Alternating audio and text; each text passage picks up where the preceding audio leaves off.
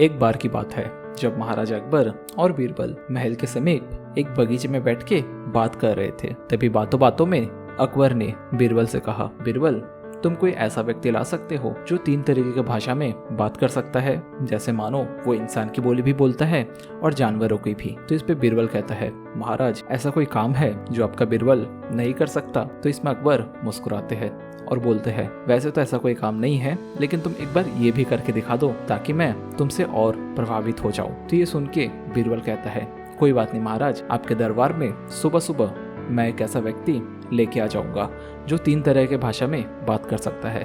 पहला तोते की भाषा में, दूसरा शेर की भाषा में और तीसरा गधे की भाषा में। तो ये सुन के अकबर बहुत खुश हो जाता है और रात भर उसे नींद ही नहीं आती कि आखिर बीरबल मुझे ऐसे कौन से व्यक्ति से मिलाने वाला है जो 3 तरह की भाषा बोल सकता है। देखते ही देखते सुबह हो जाती है और अकबर नहा धो के जल्दी जल्दी दरबार में पहुंच जाते हैं।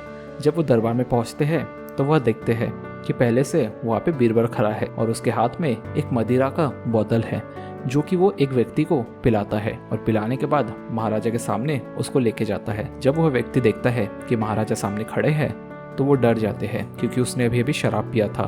तो वो डर के मारे महाराज के पैरों के नीचे गिर जाते हैं और बोलते हैं, महाराजा मुझे अब माफ कर दीजिए, मेरे से बहुत बड़ी गलती हो गई। तो इस पे पीछे से बीरबल चिल्लाते हुए कहते हैं, महाराजा ये जो व्यक्ति है ये तोते की भाषा बोल रहा है, अब 1 मिनट आप रुक जाइए। ये बोल के बीरबल दोबारा एक बोतल मदिरा और पिला देता है। जैसे उसे नशा चढ़ जाता है तो वो शेर की तरह चिल्लाता है और बोलता है, महाराज आप भले इस देश के राजा होंगे, लेकिन मैं मेरे घर का राजा हूँ, मैं आपसे नहीं डरता, आप मेरा कुछ नहीं बिगाड़ सकते।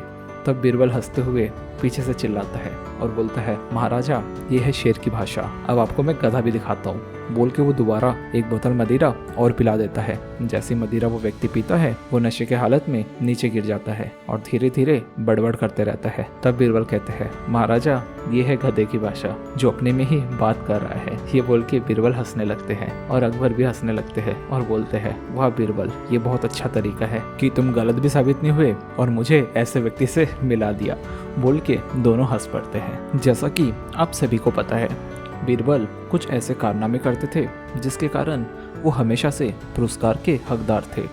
वैसे ही एक बार की बात है जब बीरबल महाराजा अकबर की समस्या का समाधान करते हैं और उसके बाद अकबर कहते हैं कि तुम्हें पुरस्कार से नवाजा जाएगा, लेकिन कुछ कारणों से वो बीरबल को पुरस्कार देना भूल जाते हैं और देखते ही देखते कई दिन ऐसे ही बीत जाते हैं, जिसमें बीरबल बहुत चिंतित हो जाता है कि महाराजा ने मुझे वादा किया था लेकिन वो अभी तक वो पुरस्कार नहीं दे रहे हैं, लेकिन उनको याद दिलाए तो दिलाए कैसे, ये उन्हें समझ ही नहीं आता। तो वैसे ही एक दोपहर की बात थी जब महाराजा अकबर और बीरबल राज्य के कुछ काम से एक रेगिस्तान में जाते हैं जहाँ पे कड़ी धूप होती है।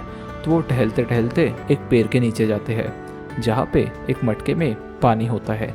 तो वो पानी पीते रहते हैं। तभी देखते हैं कि वह एक ऊंट भी आया है जो पानी पी रहा है, जिसका मालिक उसको पानी पिला रहा है। तो महाराजा अकबर उस ऊंट को देख के बीरबल से कहते हैं, बीरबल मुझे ये समझ नहीं आती कि ये ऊंट कैसा जानवर है जिसका गर्दन इतना तिरछा है, आखिर इसका गर्दन इतना तिरछा हुआ कैसे। तो इस पे बीरबल सोचता है कि ये एक सही मौका है जहाँ पे महाराजा अकबर को मेरे पुरस्कार के बारे में याद दिलाया जाए। तो बीरबल कहते हैं, महाराज एक बार की बात है जब ऊंट ने किसी से कुछ वादा किया था, लेकिन वादा के अनुसार उसने वो पूरा नहीं किया, जिसके कारण भगवान ने इसे वो सजा दी है जिससे इसका मुंडी हमेशा से तिरछा ही रहता है। ये बोल के बीरबल वहाँ से चले जाते हैं, लेकिन अकबर को ये चीज समझ आ जाती है आखिर बात क्या है। वो बीरबल को लेके अपने महल में जाते हैं और महल में जाते ही सबसे पहला काम वो बीरबल को पुरस्कार दे के निपटाते हैं और कहते हैं, बीरबल एक बार देख लो मेरी गर्दन तो कहीं से तिरछी नहीं हुई। ये बोल के वो हंसने लगते हैं, जिसको देखकर बीरबल भी हंस पड़ता है। तो इसी चतुराई के साथ बीरबल अपना पुरस्कार मांग लेता है।